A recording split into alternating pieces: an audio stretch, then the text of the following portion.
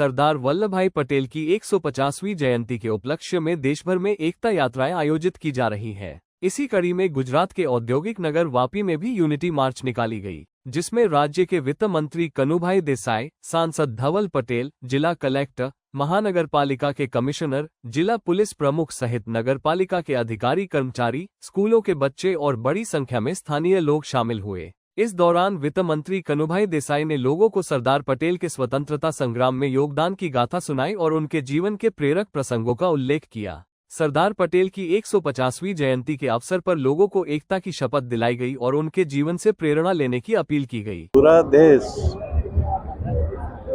ये महीने में सरदार पटेल साहब का 31 अक्टूबर को जो जन्मदिन था 150वां, वो दिन समग्र देश में भारत सरकार द्वारा माननीय मोदी जी ने एक एकता यात्रा का संदेश देने के लिए, एक भारत श्रेष्ठ बनाने के लिए जो उनका प्रयत्न है,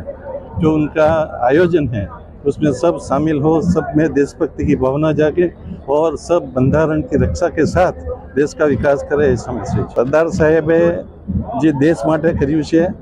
આખી દુનિયામાં કોઈએ પણ કર્યું નથી અને એટલા માટે સરદાર સાહેબને આ શ્રેષ્ઠ આદરાંજલિ છે।